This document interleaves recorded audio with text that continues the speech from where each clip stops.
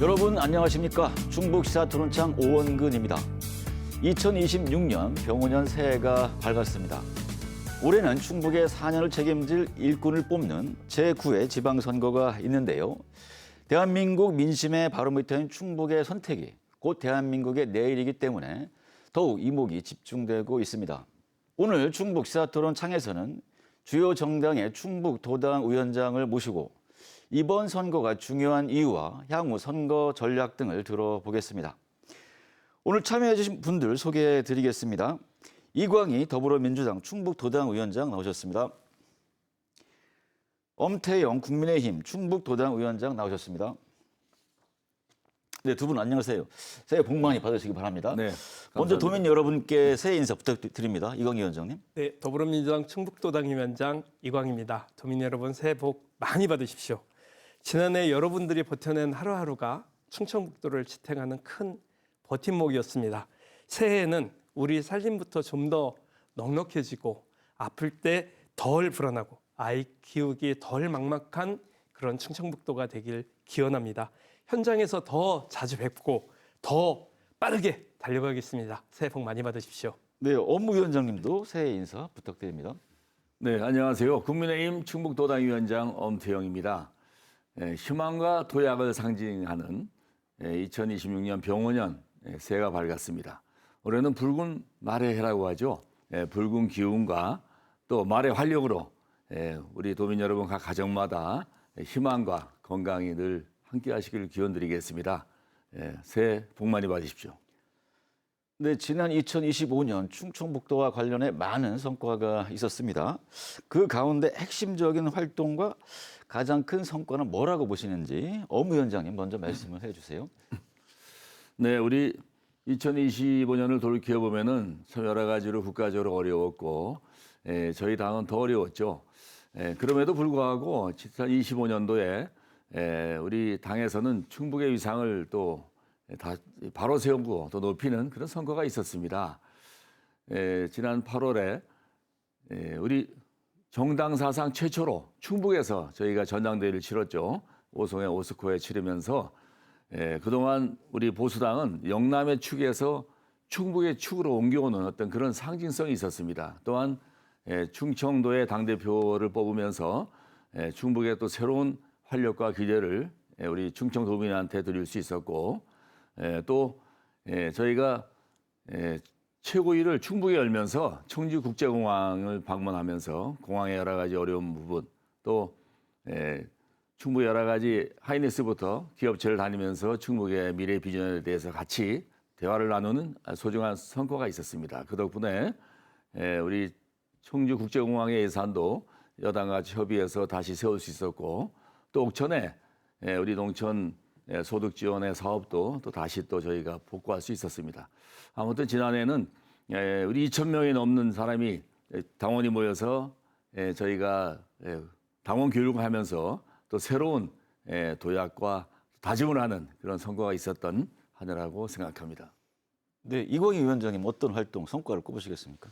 작년은 뭐니 해도 내란을 극복한 게 가장 큰 성과였고 또 국민들의 승리였다고 생각합니다. 그래서 대한민국의 민주주의가 바로 세워지는 그래서 세계의 K민주주의를 알리는 그런 계기가 됐었고요. 그 이후에 바로 그 민주당에서는 또 그 민주적인 정당 운영을 통해서 선출된 대통령을 배출하는 그런 성과를 좀 냈습니다. 그래서 이제 6개월 정도가 지났는데요. 저희들이 충청북도 차원에서는 이제 작년에 예산의 성과를 가장 좀 많이 세웠다는 평가를 좀 받고 있죠. 역대 아마 국회의원들이 국회 예산 증액분으로 따지면 가장 많은 또 가장 그 액수도 좀 많은 이런 이제 성과를 좀 냈는데요. 특히나 이제 충청북도와 함께 여당 야당이 함께 만들어낸 이런 예산 성과들이 많았습니다. 특히 이제 오송 그 관련된 그런 예산들도 그렇고요. 그리고 뭐니 해도 국제공항 그 예산을 이제 확보한 게 제일 좀 커다라고 보고 또 우리 제천 지역의 산림치유원 예산도 만드는 것도 좀 성과가 있었다고 보고요. 국립소방병원 음성에 또 그 예산도 그렇고 또 남쪽에 국립국악원 영동분원 또 예산도 만드는 거 이런 충청북도 전역에 예산을 확보했었던 게 가장 좀 큰일이 아니었나 이렇게 생각을 좀 합니다. 네, 그러면 지난 1년간의 정당 활동 가운데 뭐 아쉬웠다, 미흡했다 이렇게 평가할 부분도 있을 텐데 이 위원장님 먼저 말씀을 해주시죠. 그 여전히 이제 내란 청산이 곧 민생 회복이고 민주주의 회복이 되는 그런 건이라고 생각하는데 그 과정에서 도민들께서 아직도 좀 부족하다는 말씀들을 많이 하시는 게 개인적으로는 좀 아쉽습니다만 그래도 하나하나 민주적 절차에 따라서 지금 해나가고 있다는 말씀을 좀 드리고 싶고요. 또 오송 참사 국정조사가 끝나서 성과를 좀 많이 내긴 했는데 그 후속 작업이 조금 좀 불만족스럽게 되고 있었던 점이 아쉽습니다. 네, 어무 위원장님은 어떤 게 아쉬울까요? 네, 지난 1년을 돌이켜보면은 참 아쉬움이 많았습니다. 전 뭐 내란이라는 그런 단어에는 동의하지 않지만은 전임 정부에서 12.4 계엄을 통해서 국민들에게 많은 고통과 어려움을 드렸고 또 저희 당이 그로 인해서 정권도 빼앗기고 작년 한 해 참 힘들었던 한 해였습니다. 그럼에도 불구하고 저희는 다시 반성과 쇄신을 통해서 우리 국민들에게 새로 다가가기 위해서 여러 가지 노력을 할 것이고요. 아무튼 더욱더 아쉬웠던 것은 우리 거대 여당이 되면서 모든 법안이나 예산이나 독선, 독주하는 데 대해서 참 저희 야당이 너무 무기력함을 느낄 때마다 참 안타까웠습니다. 저희가 대안을 제시하고 대안 정당으로서의 국민들한테 희망을 드려야 되는데 저희가 소수 야당으로 전락하다 보니까 국민들에게 그런 희망을 드리지 못한 점이 지금도 안타깝고요. 또 여야가 서로 협의하면서 여러 가지 일을 풀어가야 되는데 여당의 독주로 인해서 국민들에게 정치에 대한 실망을 더 끼쳐드리는 것에 대해서 저희 야당으로서도 매우 안타깝게 생각합니다. 아무튼 이제 새해가 밝았으니까 저희가 새롭게 붕을 쇄신하면서 새롭게 여러 가지 준비를 하고 있습니다. 도민 여러분 지켜봐 주시면 감사하겠습니다. 네, 최근 대전과 충남의 토남 논의가 그야말로 급물살을 타고 있는데요. 이에 대해서는 앞으로 어떻게 대응할 계획이신지 엄 위원장님.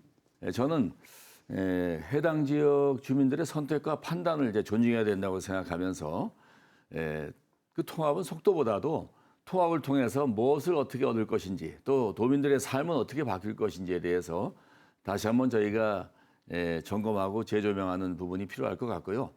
특히 저희 충북이 그 과정에서 소외되지 않을까 이런 걱정을 합니다. 충북도 세종시와 더불어서 같이 통합의 어떤 그런 모멘텀을 가지고 같이 인근 지역과 같이 협의하면서 충청도의 대광역권에 대한 새로운 비전을 만들어서 우리 충청도와 대한민국을 이끌어가는 새로운 어떤 그런 아이콘으로 또 수도권에 밀착되어 있는 것을 지방으로 분산하고 국가 균형 발전을 이루어가는 하나의 축으로 충청이 새롭게 부상하는 계기가 되었으면 좋겠습니다. 아무튼 그 과정에서 충북은 충북만의 정책과 비전을 가지고 충북의 새로운 일자리와 새로운 산업 또 미래지향적인 AI부터 반도체부터 충북의 강점을 더 살려나가는 그런 계기로 삼았으면 좋겠습니다. 네, 이광희 위원장님. 결국은 이제 지지부진하던 이런 상황을 대전시장과 충남도지사 물론 이제 국민의힘 분들입니다. 예. 그분들이 대전 충남 통합을 제안을 했었던 거를 대통령이 덥석 받으셨죠. 그러면서 사실은 대전 충남 통합 논의가 단순하게 대전 충남만 통합의 논의에 물꼬를 튼 게 아니라 그 대구와 경북 그다음에 광주와 전남에까지 영향을 미치면서 올 6월달 선거에서는 통합된 통합시장들을 만들자는 이런 물꼬로 급작스럽게 전개를 하고 있습니다. 그 이유는 결정적인 게 지방세 비중을 확대하고 그다음에 각종 인프라와 관련된 특례도 과감하게 배치를 해야 된다는 대통령의 말씀에 따라서 이제는 수도권과 지방이 전면적으로 이렇게 경쟁을 하는 체제와 시스템으로 바뀌는 그런 계기가 될 거라고 생각을 하고 있습니다. 그러면 여기에서 충북은 어떻게 할 것이냐 이 문제인데 그동안 충북은 여전히 그 어떤 광역도시권의 경제권에서 계속 노력을 해왔고 이거는 여야가 다름없이 같이 해왔던 문제고 예. 이런 거 속에서 대전 충남이 통합된다고 하더라도 충북이 그 안에서 어떻게 실속 있게 실리를 찾을 것인가가 핵심적인 것이라고 생각을 했습니다. 이는 우리는 두 번째 보는 과정인데요. 첫 번째는 세종시가 너무 많이 발전하면 충북이 소외될 것이 아니냐에 대한 우려를 충북은 이미 기간 과정을 통해서 충분히 우리 나름대로의 경쟁력을 갖는 이런 것을 해왔고 이번에 대전 충남이 통합이 된다고 해서 우리 충청북도가 기존에 가지고 있었던 아이덴티티를 훼손하지 않을 것이다라는 자부심도 있고 저희 정치권에게 다시 한번 이 일에 대해서 좀 맡겨주시면 감사하겠다는 말씀 드립니다. 네, 지금부터 올해의 계획에 대해 들어보겠습니다. 충북 지역의 핵심적인 정책 과제 세 가지를 꼽아주시고 이를 통해서 어떤 변화를 기대하는지 말씀을 해주시기 바랍니다. 엄 위원장님 먼저 해주세요. 예, 우리 충북은 여야가 그동안 신경 써서 우리 청주국제공항 민간 활주로 예산을 이번에 부활시켰습니다. 예. 청주공항 활성화는 이거는 청주가 아니고 대한민국 중부권의 공항으로서 앞으로 허브가 돼서 여기에 물류, 관광, 교통 모든 부분을 감당해야 될 공항이 청주공항입니다.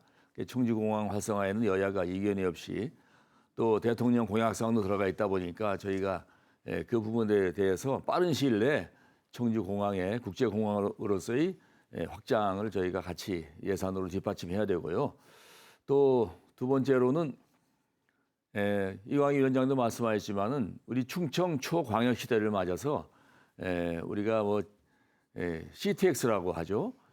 청주, 청주공항, 또 오송, 대전 이렇게 하는 우리 내륙의 고속철도를 만들어서 충청을 하나로 묶는 이러는 또 청주시의 도심에 또 지하철이 들어가는 여러 가지 그런 철도 인프라를 확장하는 것이 충청의 새로운 자생력과 발전을 위해서 매우 중요합니다. 그 부분에 대해서도 이제 여야가 같이 힘을 모아야 되고 또 세 번째는 뭐 무엇보다도 일자리고 경제 문제다 보니까 우리 충북의 AI 영재학교부터 또 하이닉스를 비롯한 여러 가지 첨단 산업에 대한 발전 그리고 여러 가지 또 그런 데이터 구축센터 이런 것들을 통해서 충북의 일자리와 새로운 미래 비전에 대한 또 앞으로 10년 제 충북은 뭘 먹고 살 것인가에 대한 그런 틀을 저희가 올해 좀 잡는 그런 여야 간의 어떤 협치를 통해서 비전을 세우는 한 해가 됐으면 좋겠다는 생각을 하고 있습니다. 네, 이광희 위원장님. 지난해와 비교해서 올해 가장 이제 극복해야 될 문제인데 성장률이 전국의 최하위로 떨어진 점, 예. 충청북도의 경쟁률이 굉장히 낙후되고 떨어진 점에 대해서 지금 이제 도지사께서는 마치 무슨 큰 뭐 일을 하신 것처럼 얘기를 하십니다만 사실은 최하의 경제 성적표를 받아든 상황이거든요. 이 경제 문제를 어떻게 극복할 것인가, 민간 소비 위축이나 혹은 중소기업들의 위축에 대해서 어떻게 빨리 보완을 해낼 것인가가 가장 중요하다고 보이고 이것은 메가시티 논의와 함께 연관이 돼 있다는 생각을 좀 하지 않을 수가 없습니다. 그리고 두 번째는 도민의 삶의 질을 좀 높여야 된다고 보는데요. 사실은 지난 도정의 평가 중에서 가장 중요한 것은 공공의료 시스템이 붕괴됐다는 점. 이게 저는 가장 좀 문제였다고 보거든요. 특히 이제 필수 공백을 어떻게 줄일 것인가, 지역 의료 공백을 어떻게 채울 것인가 이런 것이 다시 좀 처음부터 얘기가 좀 돼야 된다고 보고 특히나 이제 늘어나고 있는 돌봄과 복지를 어떻게 촘촘히 쌓아올릴 것인가 이런 문제하고 고령화가 충청북도는 특히 빠르게 진행이 되고 있기 때문에 이에 대한 의료와 돌봄 문제가 더 좀 챙겨져야 될 일이 아닌가 이렇게 생각합니다. 세 번째로는 청년들이 자꾸 떠나는 도시가 충북이 지금 되고 있어서 청년들을 어떻게 새로운 질 좋은 일자리를 만들 것인가 또 청년들을 어떻게 돌아오도록 만들 것인가에 대한 이게 충북 도민들 전체 차원의 여야를 막론하고 지금 고민이 좀 필요하다고 생각이 듭니다. 저는 이 세 가지가 충북이 당면 올해 넘어야 될 그런 산이 아닌가 이렇게 봅니다. 고물가 고환율 시대 민생 경제 회복을 위해서 구체적으로 어떤 노력을 하고 계신지 한번 들어보겠습니다. 엄 위원장님. 또 고물가 고환율 시대다 보니까 여러 가지 뭐 백약이 무효한 그런 상태입니다. 그래서 저희가 지금 이 고환율 문제가 지속되면은 국가적으로 매우 더 어려움을 겪을 것 같은데요. 그게 이제 서민 경제로 이어지고 서민의 그 물가 상승이 서민의 생활고로 이어지기 때문에 매우 중요한 문제입니다. 그래서 저는 투자와 고용을 이어갈 수 있는 여러 가지 환경을 만들고 지역의 또 소상공인 자영업자들이 어떻게 하면 더 경쟁력을 가질 것인가에 대한 그런 고민을 지자체와 정부가 같이 해야 된다고 생각합니다. 국회에서도 여러 가지 지역 화폐부터 많은 부분에 대해 지원하고 있지만은 특히 저희 지역 같은 경우에는 그 소상공인 자영업 비율이 매우 높다 보니까 제가 제천시장에 있을 때부터 우리 제천 같은 경우는 한 38%가 소상공인 자영업자입니다. 그래서 경기가 안 좋을 때는 직격탄을 맞죠. 그래서 그런 부분에 대해서는 정부가 더 신경을 써야 되고 특히 고금리 또 고물가 또 고환율 시대에는 지자체와 정부가 긴밀하게 협의하면서 이 난국을 참 슬기롭게 극복해 갔으면 좋겠습니다. 네, 이 위원장님. 그 지역을 다니면서 임대라고 써붙인 곳을 보면서 가슴이 참 아픕니다. 그리고 정치하는 입장에서 죄송스러운 마음을 금할 수 없는데요. 먼저 소상공인과 자영업자들에 대한 고정비 부담을 낮추는 노력이 중앙정부에서도 그렇고 지방정부에서도 필요하지 않는가 이런 생각을 좀 하거든요. 예컨대 그 임대료라든가 에너지비라든가 각종 수수료 같은 경우는 어떻게 절감해 줄 것인가에 대한 방안이 좀 필요하다고 보고요. 두 번째는 바로 쓸 수 있는 지원 체제를 좀 만들어야 된다고 봅니다. 특히 야당에서도 민생지원금 같은 경우 저는 좀 손 안 대셨으면 좋겠어요. 그래서 사실은 작년에 이 민생지원금을 통해서 그나마 좀 숨통이 튀었다는 소리를 많이 듣거든요. 이것은 그 중앙정부뿐만이 아니라 지방정부에서도 이제 지금 준비를 하고 계신 것 같아요. 그래서 이에 대해서는 적극적으로 좀 지원할 필요가 있다는 생각이 들고 세 번째는 매출이 살아나도록 하는 방법들이 좀 필요하다. 그래서 특히나 지역 소비를 활성화하기 위한 노력들도 좀 필요하다고 보고요. 그래서 지역 축제나 관광이나 이런 산업들을 좀 더 권장을 좀 했으면 좋겠고 또 지역 화폐 확대하는 방안도 역시 좀 노력을 해야 되지 않는가 이렇게 생각을 합니다. 이번에는 6월 3일 실시되는 전국 동시지방선거에 대해서 알아보겠습니다. 지역의 현안 가운데 도민들의 표심을 가를 중요한 핫 이슈는 무엇이라고 예상하는지 또 이 이슈에 대한 입장은 어떤지 한번 말씀을 해주시기 바랍니다. 이 위원장님. 일단 이제 가장 큰 이슈가 대전 충남이 통합이 된다고 하다 보니까 지금 지역 정치권에서는 뭐 수만 가지 제안들이 막 이렇게 쏟아져 나오고 있습니다. 뭐 누구는 그러면 충북 특별자치도 해야 되는 거 아니냐? 우리는 세종하고 충청북도가 통합하자. 뭐 우리는 뭐 또 뭐를 하자 이런 각종 아이디어들이 제가 정치권에 몸담은 지난 20년 동안 가장 많은 목소리들이 나오고 있는데 저는 지금 아주 좋은 방안이라고 생각을 합니다. 예. 어차피 말씀드렸던 대로 중앙정부에서 대전 충남이 통합되면서 수많은 그 어떤 인센티브들이 지방으로 내려올 것이기 때문에 그거를 어떻게 잘 활용하느냐가 핵심적인 사안이라고 보고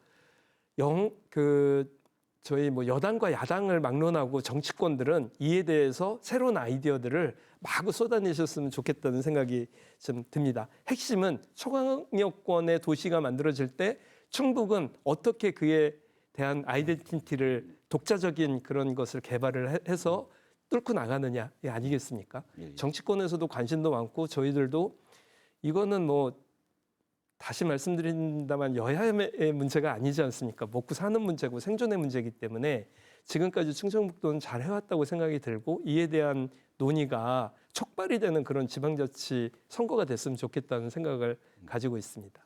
네, 엄 위원장님께서는 어떤 이슈 말씀해 주시겠습니까? 네, 이번 지방선거 이슈는 뭐 보나마나 그 민생 경제에 대한 이슈가 가장 클 것 같습니다. 지금도 어렵지만은 지금 고물가, 고환율 시대에 서민 경제에는 더 부담이 될 것이라고 예상을 합니다. 그래서 올 5월, 6월 가면서 국민들의 가장 관심사는 어떤 민생 경제에 대한 부담일 것이고요. 또 이재명 정부가 출범한 지 거의 1년이 되는 시점이다 보니까 1년 되면은 그 정부에 대한 장단점이 다 나옵니다. 그래서 아마 저는 이재명 정부에 대한 심판 선거도 없지 않아 있지 않을까 이런 생각도 가지고 있고요. 그에 대응해서 우리 야당이 어떤 대안을 가지고 또 우리 도민들의 또 국민들의 마음을 얻을 것인가에 대해서 저희 중앙에서도 많이 노력하고 있지만 저희 충북에서도 더 다가가는 그런 민생에 대해서 더 귀담아 들을 것이고요. 또 충청이 이제 메가시티 비롯해서 여러 가지 이슈가 될 것입니다만은 아마 지방선거에서는 특히 충북 같은 경우에 메가시티와 관련되는 어떤 이슈는 크게 영향이 많지 않을 것이라 예상을 합니다.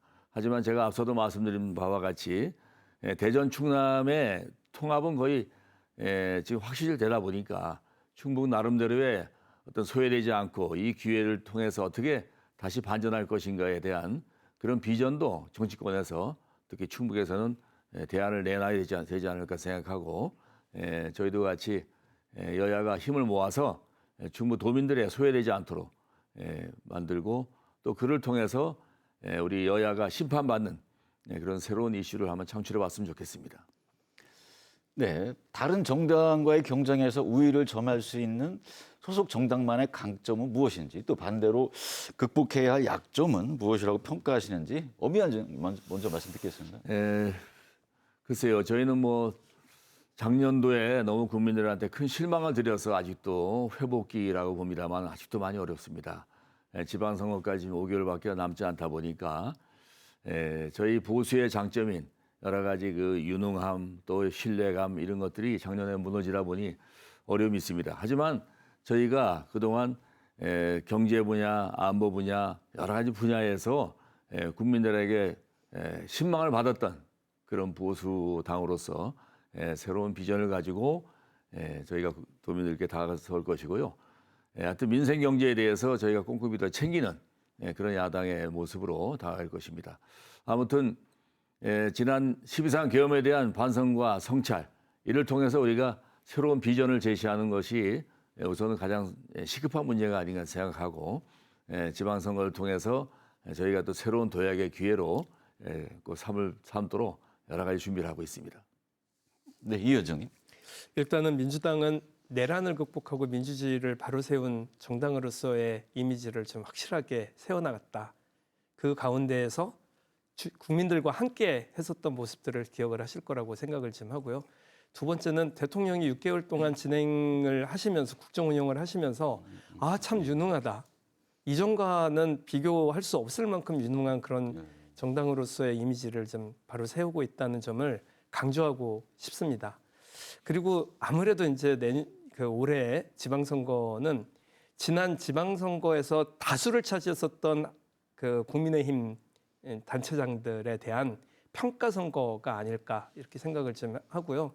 그동안 그 경제도 굉장히 훼손을 시켰고 우리 도민들의 자존심도 굉장히 많이 훼손시켰었던 이런 이제 어떤 국민의힘 단체장에 대한 평가 선거가 아니겠나 이런 생각이 좀 들고 있습니다.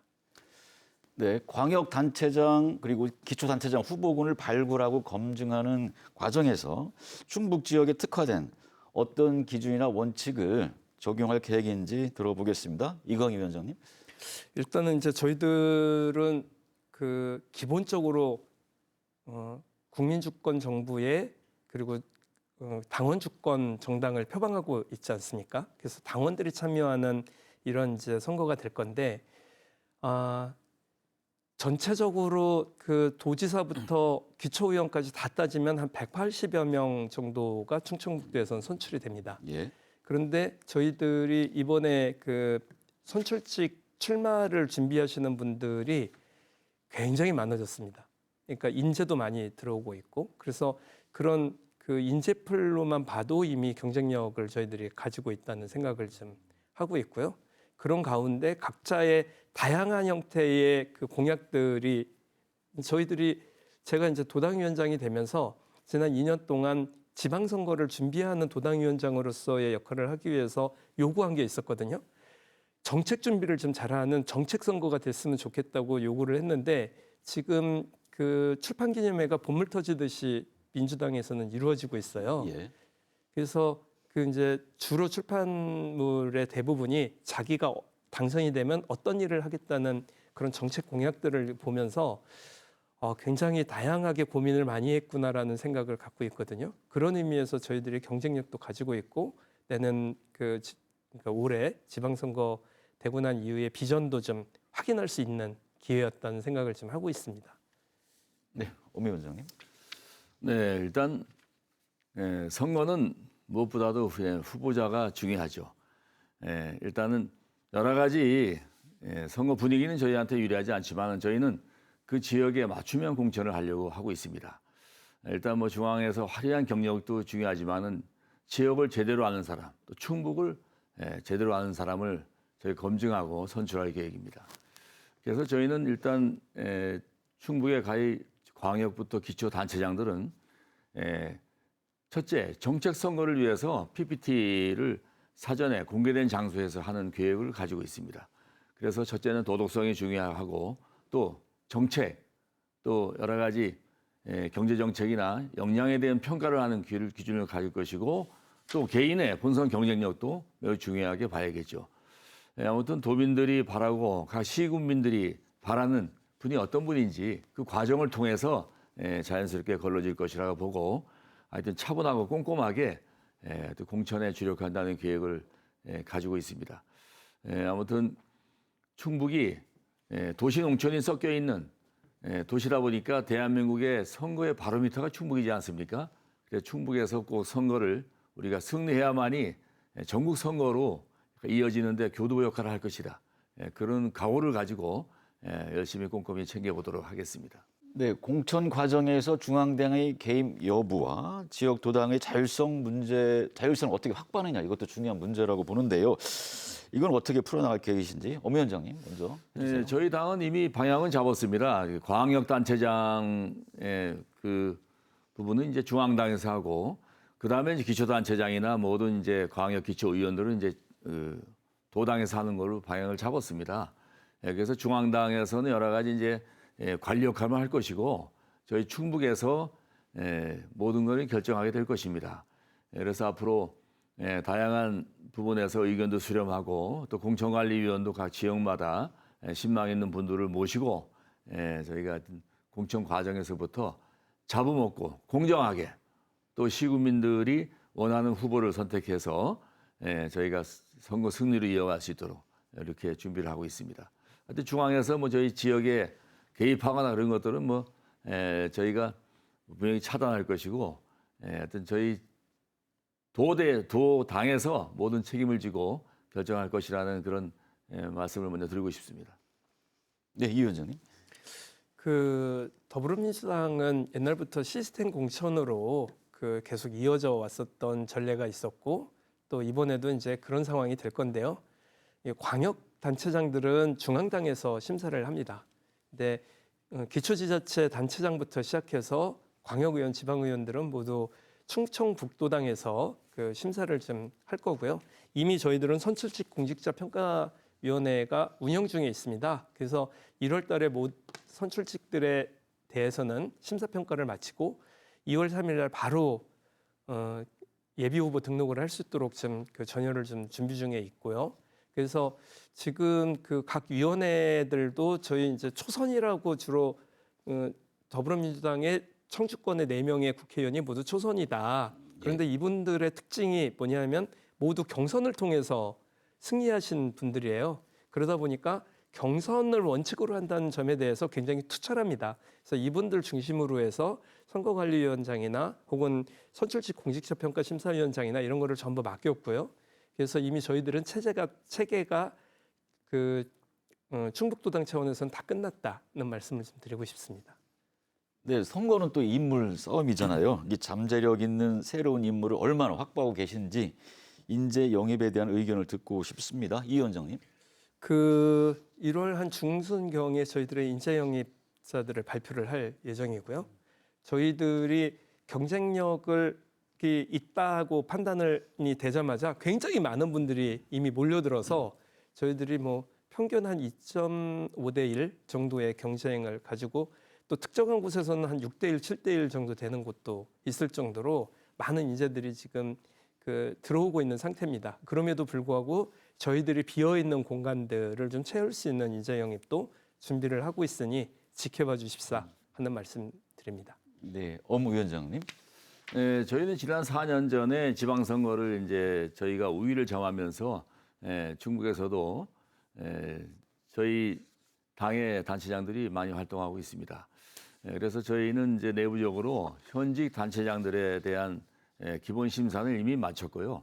1월 달에 저희가 아카데미부터 여러 활동을 통해서 또 새로운 인물을 영입하는 그런 작업도 할 것입니다. 하지만 또 민주당과의 경쟁이다 보니까 민주당에서 어떤 후보를 공천하는지도 저희가 또 사전에 또 눈여겨보면서 맞춤형 공천을 해야 되지 않나 이런 생각도 가지고 있고 아무튼 뭐 2월에 집중적으로 이제 구정 전후에서 인물론이 이제 저희가 여론이 돌 것이고 3월 중에는 저희가 공천을 완료하지 않을까 이런 생각을 하고 있습니다. 이번 지방선거에서 소속 정당을 떠나 충북의 미래를 위해 함께 협력하자고 약속할 수 있는 우선 과제 어떤 게 있을까요? 이 위원장님 먼저 말씀을 해주시죠. 이제 저는 국가균형 발전 차원에서 새로운 정기가 만들어졌을 때 충청북도가 무엇을 할 것인가에 대한 과제들을 같이 고민해야 될 필요가 있다고 봅니다. 예컨대 이번에 예산 확보를 하는 과정에서 여야와 무슨 도나 시나 지방자치단체나 정치권이 다를 바 없이 다 한 몸으로 정말 똘똘 뭉쳐가지고 역대 가장 많은 그 예산을 좀 확보를 한 거 아니겠습니까? 9조 5천억의 예산 더하기 국회 증액 예산까지 이렇게 어마어마하게 많이 예산을 확보하는 과정에서도 우리가 똘똘 뭉쳐서 하니까 뭐가 되더라. 그러면 새로운 시대를 맞으면 새로운 시대에 걸맞는 충청북도의 미래 비전들을 좀 만들 필요가 있겠다는 생각을 좀 가지고 있거든요. 그와 관련돼서 함께 좀 공론의 장을 계속 만들어갔으면 좋겠다는 생각을 좀 가지고 있고 또 기왕에 우리 엄태영 도당위원장님 나오셨으니까 이런 기회가 좀 자주 됐으면 좋겠다는 생각이 좀 듭니다. 그래서 어쨌든 공동의 약속을 아예 선거 시작 전부터 해도 좋겠다는 생각을 좀 하고요. 기왕에 6월달 이제 6개월 남아 있는 이제 6개월도 아니죠. 5개월 정도 남아 있는 이런 지방선거 과정을 어떻게 우리가 잘 관리할 수 있을 것인지가 충청북도의 향후 미래 30년이 걸려 있는 거 아닐까 이런 생각을 좀 해봅니다.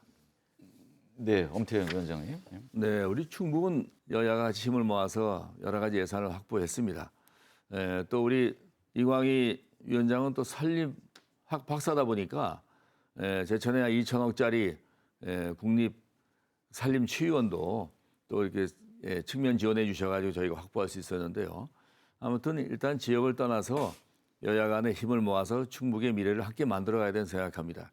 일단 여러 가지 얘기 나왔지만은 청주공항부터 또 어떤 K바이오 부분에서의 충북의 어떤 여러 가지 역량 증대 그리고 충북의 어떤 교통 인프라를 초광역권으로 새롭게 건설하는 부분에 대해서는 여야 간의 이견이 없다 보니까 앞으로 잘 될 것이라 보고 하여튼 충청이 하나 됐으면 좋겠습니다. 저는 아쉬운 것이 있다면 작년에 제가 예결위 소위까지 들어가서 충북 예산을 엄청 많이 확보했는데 아시다시피 그 아주 거대 야당이 감액안만 통과시키고 증액안은 다 무산시키는 바람에 너무 아쉬웠습니다. 그런데 올해는 다행스럽게 여야가 힘을 모아서 예산을 좀 증액할 수 있어서 아주 다행스럽게 생각합니다.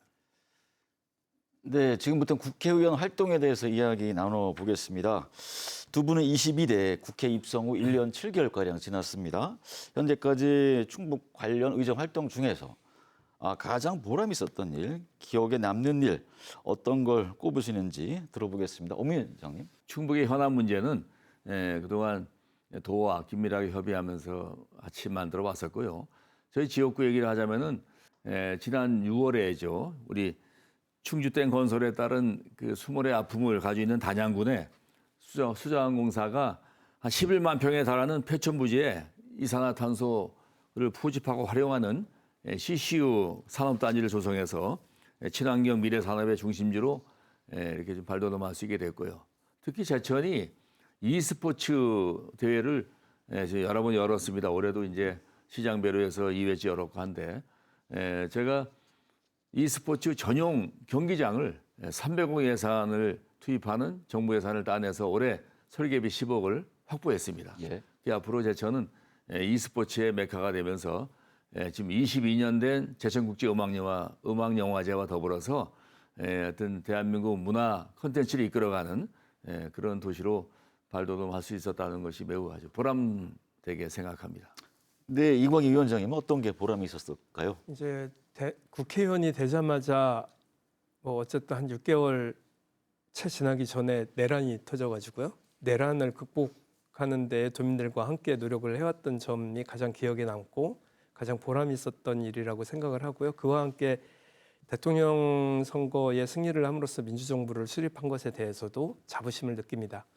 개인적으로는 오송 국정조사를 결국은 관철시켜서 오송 국정조사를 통해서 오송 문제가 인재였음을 드러나게 하는 데에 그 노력을 해왔던 점도 제 개인적으로 스스로에게 자부심을 가져도 좋다는 얘기를 좀 해주고 싶었고요.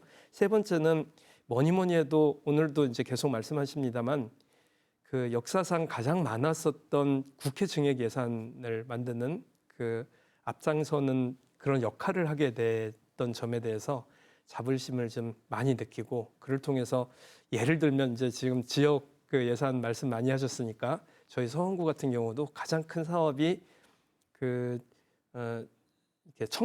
남청주 IC에서부터 청주를 들어오는 대전에서 들어오는 그 진입로가 예. 4차선으로 굉장히 좀 어려웠잖아요. 그걸 6차선으로 늘리기 위한 사업비를 이제 확보를 했다는 점. 이것이 좀 제가 보기에는 청주를 그 생각을 해도 가장 좀 큰 일이 아니었나 이렇게 생각을 좀 합니다. 네, 반면에 아쉬웠던 의제 활동도 좀 있었을 것 같아요, 이 의원님. 이제 오송 참사 국정조사를 하면서 명백한 인재임이 드러났음에도 불구하고 책임자가 처벌을 받지 않는 것 이런 거 보면서 개인적으로 너무 아쉬웠고 어떤 벽 같은 거를 좀 느끼고 있었습니다. 근데 다행히도 이제 그 당시에 오송 그 이제 국정조사를 잘했다는 평가를 받아서 이번에 12입구 그 무안공항 그 국정조사에도 참여를 좀 하게 됐는데요. 그것도 또 똑같은 일이 발생을 안 됐으면 좋겠습니다. 책임자는 처벌을 받고 또 진상은 규명돼야 된다고 생각을 좀 해서 그 점이 개인적으로는 많이 좀 안타까웠습니다. 네, 엄태우 위원장님은 어떤 게 아쉬웠을까요? 네, 하여튼 뭐 균형 발전에는 여야의 이견이 없습니다만은 충북 같은 경우에 그동안 여러 가지 어려움이 있었습니다. 사실 이재명 정부 출범하고 바로 이어진 추경에서 우리 충북도에서 한 1,700억 정도를 요구했는데 한 3분의 1 수준, 당시 한 530억밖에 확보하지 못했어요. 반해서 이제 인근 전북은 4,800억, 전남 2,040억 이렇게 확보가 됐어요. 그래서 다른 지역에 비하면 충북이 10분의 1 규모도 안 된다 이런 볼멘 소리도 있었고 또 이재명 정부 출범하면서 충북 출신 장관이 한 명도 없습니다. 이혜훈 장관. 예? 아니 그분은 충북 출신이라기보다도 충북 출신 아닙니까? 아직 뭐 그래서 확정이 된 건 아니니까. 그래서 예산, 정책, 인물 면에서 충북이 소외되는 거 아니냐 그런 얘기를 저희 야당에서는 또 당연히 많이 했죠. 그런데 앞으로 이제 충북에 의원님들이 청년이나 초선들만 계시지만은 또 역량이 다 있는 분들이 다 의원이 되셔가지고 이재명 정부와 더불어서 충북의 홀대론이 충북 표식론이 들지 않도록 더 노력해 주시고 또 우리 이광희 도당위원장께서도 앞장서 주시기를 부탁드리겠습니다. 혹시 뭐 덧붙일 얘기 있습니까, 이 위원장님? 일단 이제 이번에 예산 확보되는 걸 보면서 충북 홀대론이 속 들어간 거 아시죠? 그리고 이혜훈 장관 그 후보자가 낙점이 됐는데 그것도 충북분 아니십니까? 지난 4년 전에 김용환 지사와 가장 경쟁을 하던 그 대상자였고 그런 의미에서 또 나름 충북을 배려하기 위한 노력을 좀 하지 않았는가 이렇게 좀 생각이 들고 아시는 대로 차관들이 저희들은 충북 특히 유독히 많았습니다. 그래서 그 점도 좀 눈여겨 봐주시면 감사하겠다는 말씀드립니다. 엄 위원장님도 뭐 더 하실 말씀 있을까요? 네, 하여튼 뭐저 이혜훈 후보자에 대해서는 뭐 제천이 고향이라 얘기하는데 그동안 서울에서 이제 그 당협위원장 쇼핑을 여러 군데 많이 했지 않습니까? 하여튼간에 이제 저희 당에서도 논란이 있습니다만은 저는 이혜훈 장관 후보자를 민주당으로 오늘 아침에 갔다고 우리가 뭐 비난하고 욕하기보다도 왜 갔을까에 대한 반성도 우리가 해야 된다. 이런 얘기를 제가 의원들한테 했습니다. 우리 당이 그동안 어떤 정치 소속 정치인들한테도 뭔가 희망을 못 줬다는 그런 반성을 하면서 더 우리가 더 자성하자 이런 얘기를 한 적이 있는데 아무튼 뭐 장관으로 되신다 해도 얼마나 충북에 관심 가질지는 지켜보겠습니다만은 앞으로 충북 홀대론, 충북 패싱론이 나오지 않도록 저희 야당에서도 꼼꼼히 챙기도록 하겠습니다. 예. 네, 이번에는 앞으로 남은 임기 동안 어떤 계획을 갖고 계신지 들어보겠습니다. 엄 위원장님. 고환율, 고금리, 또 뭐 고유가 여러 가지로 이제 내수 경제 어려움이 어려워서 이제 구조적인 어떤 어려움에 빠져 있는데요. 앞으로 제가 이제 재선 의원으로서 시장 군소 출신들을 모아서 이제 여야 간에 한 27명이 국부 포럼 하고 있습니다. 거기서 이제 다 지자체를 운영해 봤던 의원들이다 보니까 얼마 전에도 모임을 같이 했는데 앞으로 초고령 저출산 시대에 우리가 뭐 어떻게 할 것인지 또 정책적으로 예산적으로 어떻게 할 것인지 또 우리나라 65세의 어떤 그 노인 그 연령은 좀 이제는 시대적으로 바뀔 때가 됐습니다. 그냥 70세 정도로 이렇게 한 점차적으로 올려서 그 세이브되는 예산이 있다면 진짜 어려운 노인들을 위해서 우리 OECD 국가 중에서 저희가 노인 빈곤율이 가장 높지 않습니까? 그쪽으로 수입하는 여러 가지 국가적인 정책을 저희가 또 앞으로 많이 준비하려고 하고 있고요. 무엇보다도 노란봉투법이 이게 연계되면서 어떤 정년 연장까지 이렇게 이어지다 보니까 청년들이 더 어려움을 겪지 않을까 이런 생각을 합니다. 우리는 앞으로 이제 고령화 시대에 대한 대책은 따로 잡더라도 청년들에 대한 대책 또 소외감이 느끼지 않도록 정책을 발굴해야 되고 제가 20일에 와서 1호 법안을 낸 것이 청년처 신설에 대한 법안을 냈습니다.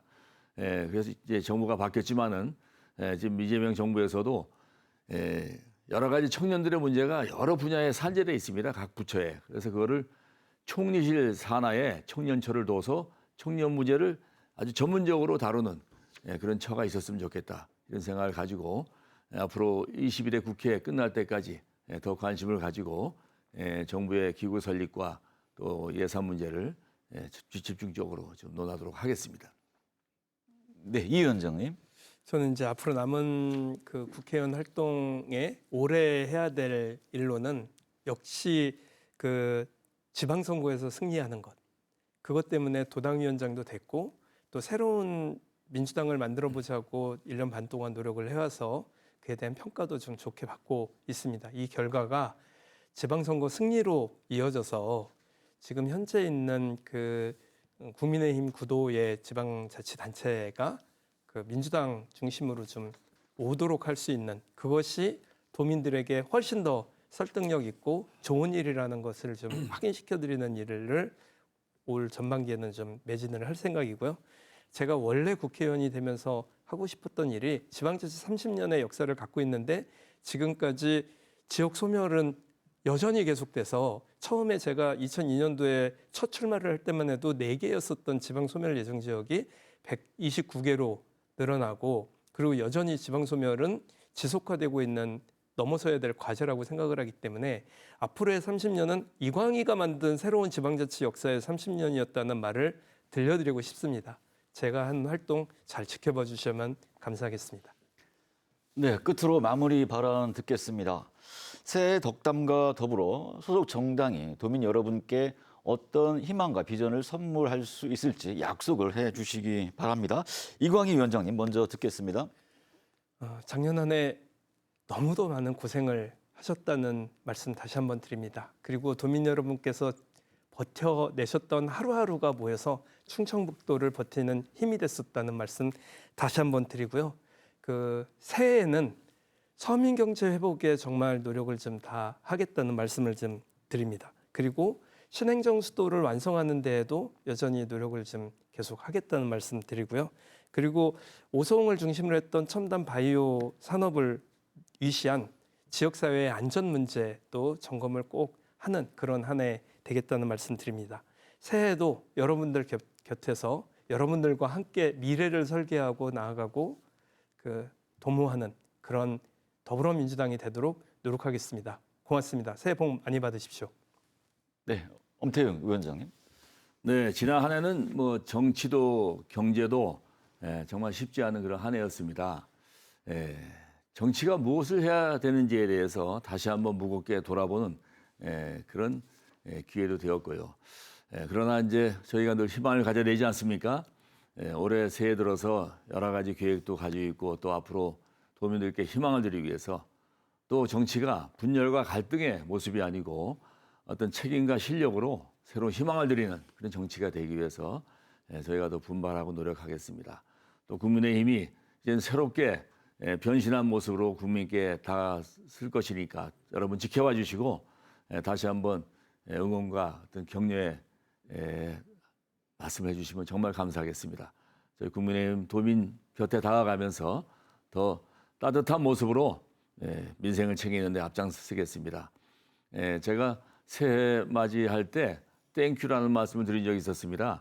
지난해 어려운 일들은 다 땡치고 새로운 희망과 비전을 우리가 생각하면서 큐로 합시다 해서 여러분 어려운 일 땡, 좋은 일만 큐 하시는 그런 새해가 되시기 바라겠습니다. 여러분 새해 복 많이 받으십시오. 고맙습니다. 네, 오늘 함께 해주신 두 분 고맙습니다. 2026년 지방선거를 향한 충북의 시계는 이미 빠르게 돌아가고 있습니다. 오늘 보여준 여야의 열정이 충북의 희망찬 내일로 이어지길 기대해 봅니다. 모쪼록 충북 정치가 도민의 든든한 버팀목이 되었으면 좋겠습니다. 충북 시사토론창 여기서 마칩니다. 시청해 주신 여러분 고맙습니다.